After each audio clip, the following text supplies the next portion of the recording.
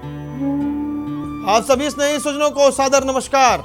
मैं आचार्य लंकेश आप सभी का स्वागत करता हूं के न्यूज की अति खास पेशकश जिसका नाम है उपासना शक्ति की। इस कार्यक्रम के माध्यम से हम आपको देवी के 9 स्वरूप के बारे में बताते हैं। प्रतिदिन हम आपको देवी के स्वरूपों के बारे में बता रहे हैं कि किस प्रकार से आप देवी की उपासना कर सकते हैं, देवी का पूजन अर्चन कर सकते हैं और क्या उपाय करके अपने ग्रहों को मजबूत कर सकते हैं। मां दुर्गा जी की 7वीं शक्ति देवी कालरात्रि की जो पूजा की जाती है वो नवरात्रि के 7वें दिन की जाती है। ज्योतिषीय मान्यताओं के अनुसार देवी कालरात्रि शनि ग्रह को नियंत्रित करती है, अर्थात इनकी पूजा करने से शनि के दुष्प्रभाव हमारी कुंडली से, हमारे जीवन से दूर हो जाते हैं। माता कालरात्रि को यंत्र, मंत्र और तंत्र की देवी भी कहा जाता है। अब स्वरूप के बारे में जानेंगे कि आखिर कैसा है देवी कालरात्रि का स्वरूप। इनका स्वरूप पुराणों के अनुसार देवी दुर्गा ने राक्षस रक्त बीज का वध करने के लिए कालरात्रि को अपने तेज से उत्पन्न किया था, क्योंकि रक्त बीज एक ऐसा राक्षस था कि जब देवी उस पर प्रहार करती थी तो उसके शरीर से जो रक्त की बूंदें धरती पर गिरती थी उससे उसी के समान ओज वाले वीर पुरुष, वीर राक्षस तैयार हो जाते थे और वो देवी से युद्ध करने लगते। उन पर प्रहार होता तो इस तरह से धीरे धीरे देखते करोड़ों, अरबों और असंख्य संख्या में रक्त बीज उत्पन्न हो गए। तब देवी ने अपने तेज से मां कालरात्रि को उत्पन्न किया और जैसे ही देवी रक्त बीज पर प्रहार करती, रक्त बीज का सारा रक्त देवी एक बार में अपने मुख में खींच लेती।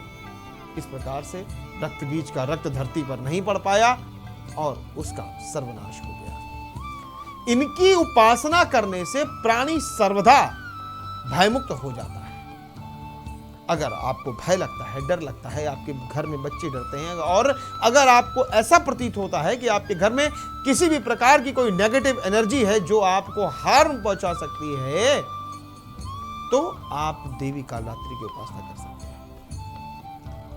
इनके शरीर का रंग घने अंधकार की तरह एकदम काला है। अगर स्वरूप की बात करते हैं तो जो रंग है वो भीषण काला है, घने अंधकार की तरह, इसीलिए इन्हें कालरात्रि कहा जाता है।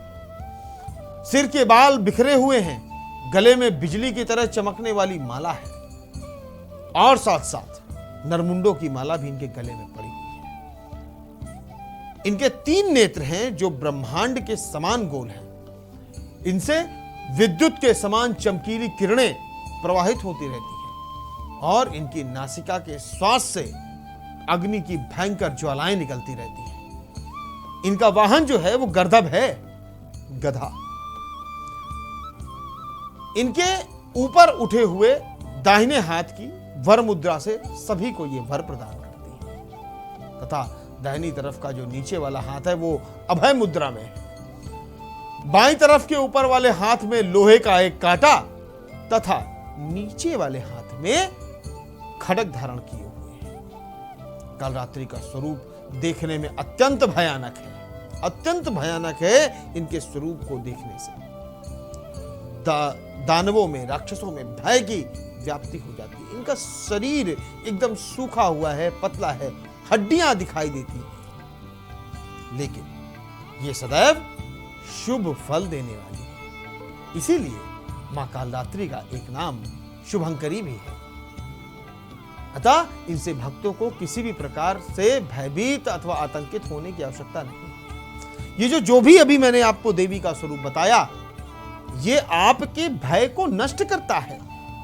ये जो ऊर्जा है ये नकारात्मक चीजों को नष्ट कर देती है, शुभता बढ़ाती है, इसीलिए इनको शुभंकरी भी कहते हैं। नवरात्र की अगर हम बात करते हैं, नवरात्र के 7वें दिन सहस्त्रार चक्र में हमारा मन रहता है। साधक का मन कहां रहता है? सहस्त्रार चक्र। दुर्गा पूजा के दिन साधक का मन सहस्त्रार चक्र में रहता है, स्थित रहता है। उसके लिए ब्रह्मांड की समस्त सिद्धियों का द्वार खुलने लगता है। अगर आपका मन सहस्त्रार चक्र में स्थित हो चुका है तो आप ये निश्चित तौर पर जान लीजिए कि सभी प्रकार की सिद्धियों के जो द्वार हैं वो आपके लिए खुलने वाले हैं। इस चक्र में स्थित साधक का मन पूरी तरह से माता कालरात्रि के स्वरूप में स्थित रहता है। उनके साक्षात्कार से मिलने वाले वह पुण्य का भागी हो जाता है एवं उसके समस्त पाप विघ्नों का सर्वनाश हो जाता है।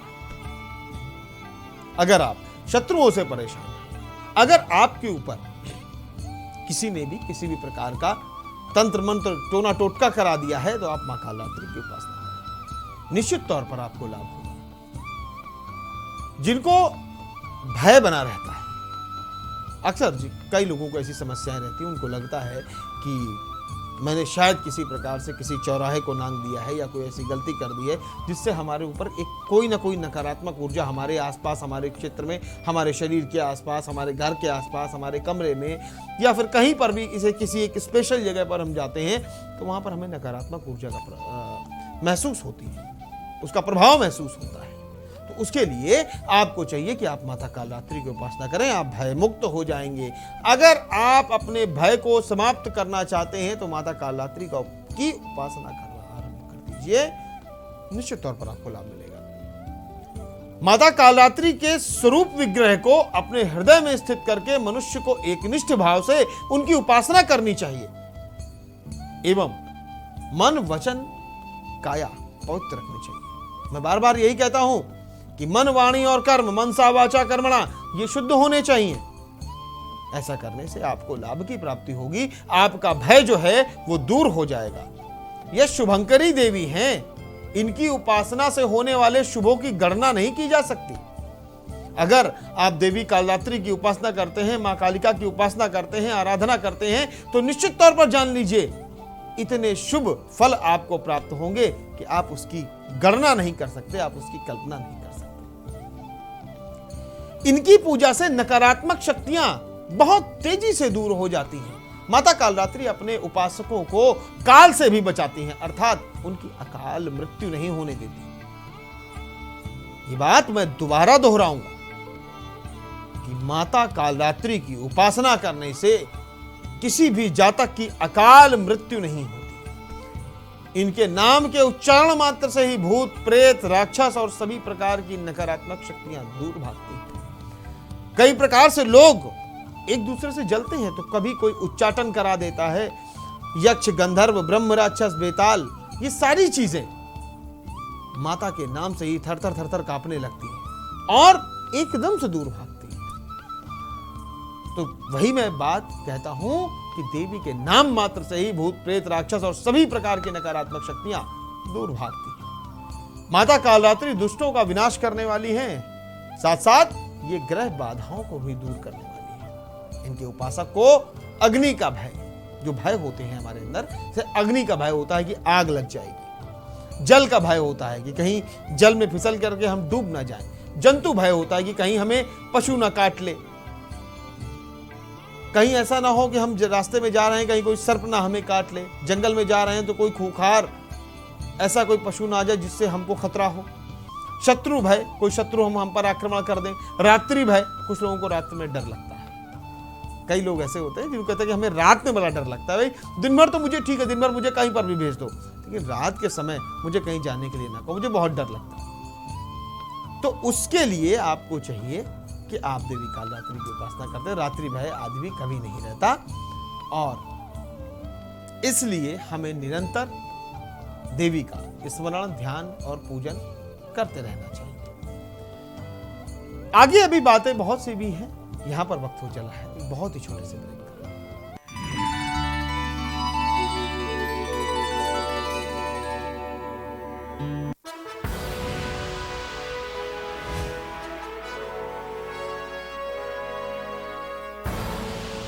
आप देख रहे हैं की न्यूज, खबरों का सारथी। खुदी को आजमाया है तो ये अंदाज आया है, खुदी को आजमाया है तो ये अंदाज आया है। तुम में भी मैं हूं, शुद्ध प्लस पान मसाला।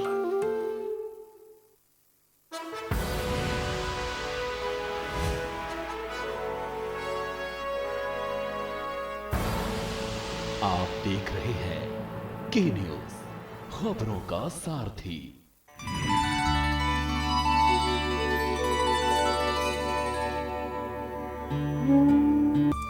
ब्रेक के बाद आप सभी का बहुत बहुत स्वागत और अभिनंदन। ब्रेक पर जाने से पहले हम चर्चा कर रहे थे माता कालरात्रि के स्वरूप के बारे में, उनसे हमारी किस प्रकार की व्याधियां दूर हो सकती हैं, इनके बारे में हम चर्चा कर रहे थे। अब बात करते हैं कि सभी व्याधियों और शत्रुओं से छुटकारा पाने के लिए माता कालरात्रि की आराधना विशेष फलदायी है। पूजा विधि क्या है? अब पूजन विधि पर भी थोड़ी देर बात कर लेते हैं कि कलश पूजन करने के उपरांत, देखिए प्रातः काल हम जब भी उठेंगे ब्रह्म मुहूर्त में उठना है, ये तो कंपलसरी है। नित्य कर्म से स्नान आदि से निवृत्त हो जाइए, स्वच्छ वस्त्र धारण कीजिए। अगर बगैर सिला वस्त्र पहनते हैं तो बहुत अच्छी बात है।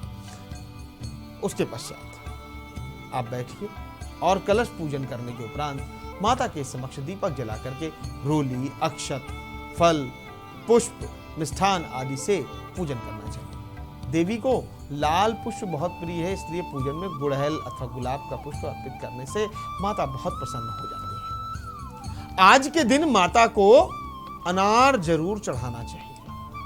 एक बढ़िया सा सुंदर सा लाल अनार ले आइए और वो देवी माँ को भोग स्वरूप अर्पित कीजिए।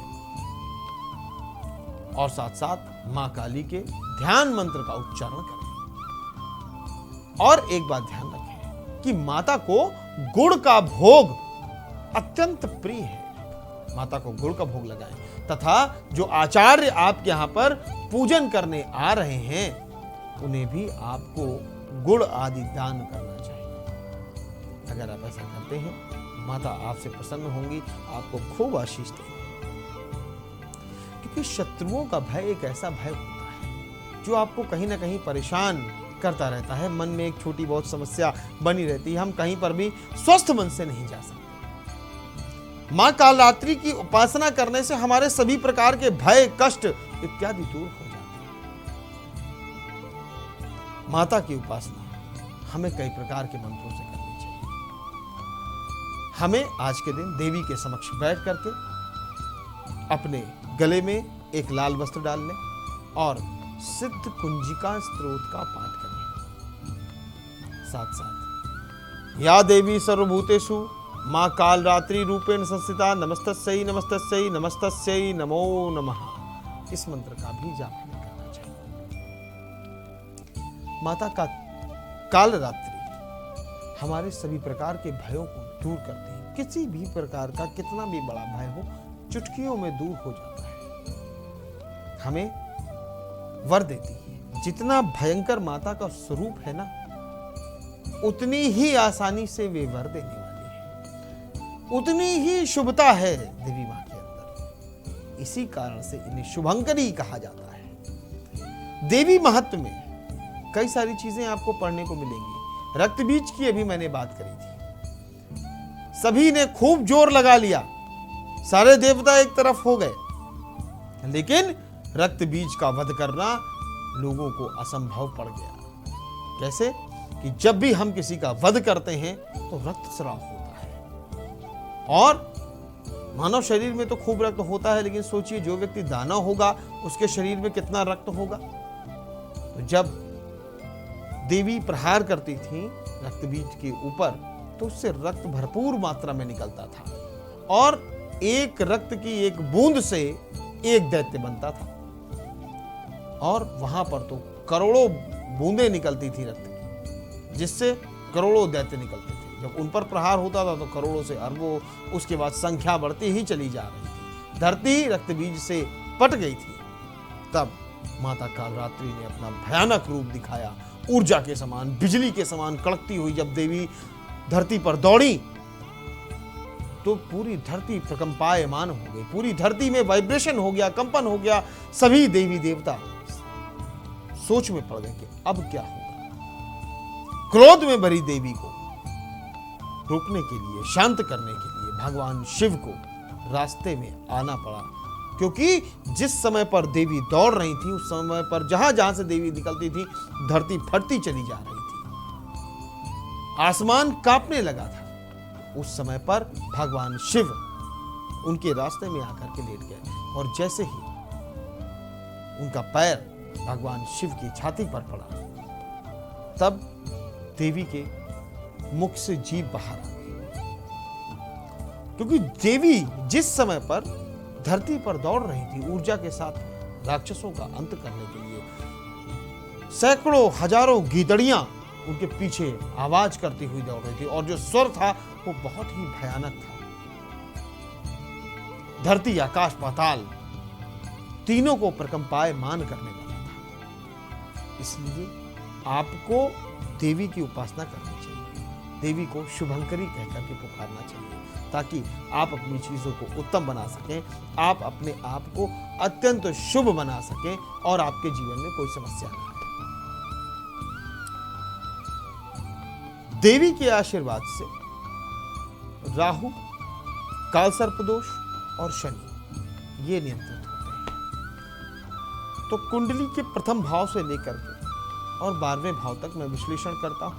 अगर आपकी कुंडली के प्रथम भाव में राहु है, शनि है या केतु है, शनि है, राहु केतु या शनि में से कोई भी ग्रह है या 2 ग्रह हैं, राहु शनि है या केतु शनि है, तो आप इन उपायों को कर सकते हैं।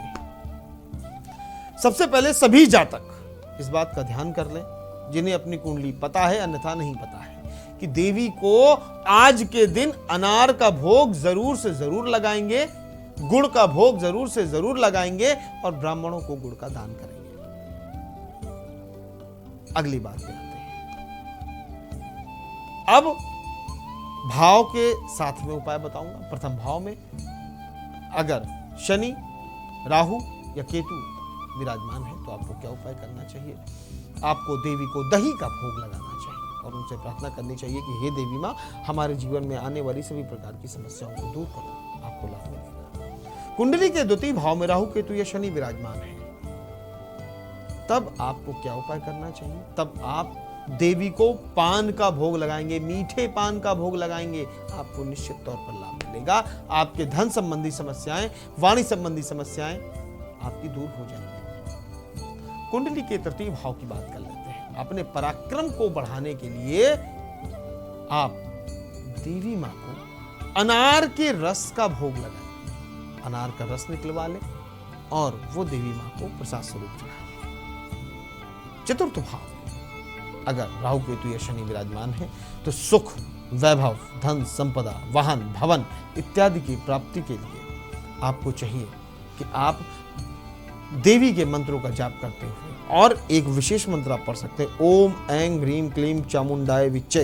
इस मंत्र का जाप करते हुए नींबू की माला देवी मां को अर्पित करें। किसी काली जी के मंदिर चले जाएं, वहां पर जाकर के नींबू की माला अर्पित करें। भवन, भूमि, वाहन, सुख से अगर आप वंचित हैं तो आपको तत्काल उसकी प्राप्ति होगी। कुंडली के चतुर्थ भाव में अगर राहु, केतु या शनि है, संतान को समस्या हो रही है, आपकी शिक्षा नहीं पूर्ण हो पा रही या आपके प्रेम संबंधों में समस्या आ रही है, तो इसके लिए आपको क्या उपाय करना चाहिए? इसके लिए आपको 5 प्रकार की मिठाइयों का भोग नीले फूल के साथ देवी मां को भोग स्वरूप लगाना चाहिए। इस उपाय को करेंगे तो लाभ मिलेगा।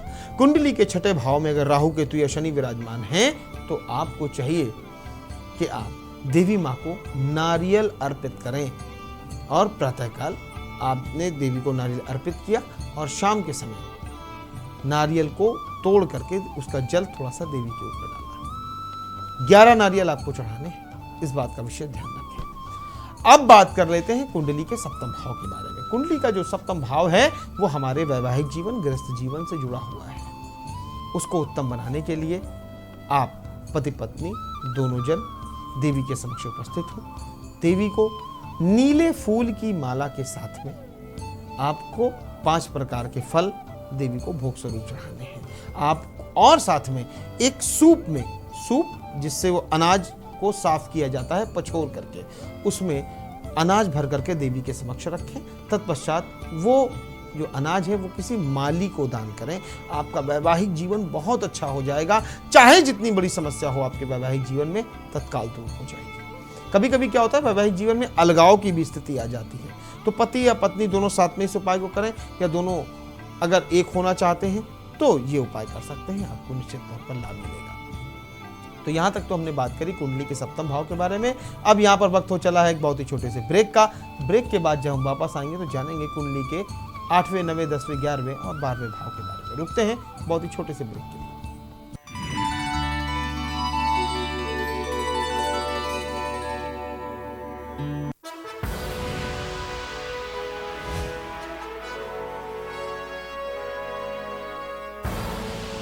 आप देख रहे हैं के न्यूज, खबरों का सारथी। हेलो, मैं धनराज, दिल्ली गवर्नमेंट स्कूल का स्टूडेंट। जब दिल्ली गवर्नमेंट की तरफ से मुझे विशाल सर एज मेंटोर मिले तो मैंने सोचा इस मेंटोरशिप से कुछ होगा, लेकिन सर हुआ। मुझे ना साइंटिस्ट बनना है, लेकिन इसके लिए कहाँ जाऊँ, किससे पूछूँ, कहाँ अप्लाई करूँ, ये सारे सवाल मेरे सामने खड़े थे। साथ ही खड़े थे पापा अपनी उम्मीद लेकर कि मैं उनके जैसा कोई सेफ सा जॉब पकड़कर जल्दी जल्दी सेटल हो जाऊं। और बस इन परिस्थितियों में मैंने अपने साइंटिस्ट बनने के सपने को दबा दिया। लेकिन जब मैंने अपने मेंटोर विशाल सर से बात करना शुरू किया तो एक कॉन्फिडेंस मिला। उनके गाइडेंस से मेरे अंदर फिर से साइंटिस्ट बनने की उम्मीद जगी। मुझे रास्ते मिले और विशाल सर ने सिर्फ मुझे ही नहीं, मेरे पापा के अंदर भी उम्मीद जगाई कि उनका बेटा एक दिन साइंटिस्ट जरूर बनेगा। थैंक यू विशाल सर, मेरे मेंटोर बनने के लिए। दिल्ली के सरकारी स्कूल तो शानदार हो गए, नतीजे भी बहुत अच्छे आने लगे हैं, पर अब इन बच्चों को बड़े भाई की जरूरत है, बड़ी बहन की जरूरत है, इन्हें आपकी जरूरत है। आप किसी बच्चे के मेंटर बनेंगे? बस रोज 10 मिनट एक बच्चे से आपको फोन पे बात करनी है, उसे गाइड करना है। याद रखिए, आप केवल एक बच्चे के भविष्य को नहीं संवार रहे, आप देश का भविष्य बना रहे हैं। दिल्ली गवर्नमेंट के मेंटरशिप इनिशिएटिव देश के मेंटर से जुड़ने के लिए 750004 004 पर मिस्ड कॉल दें।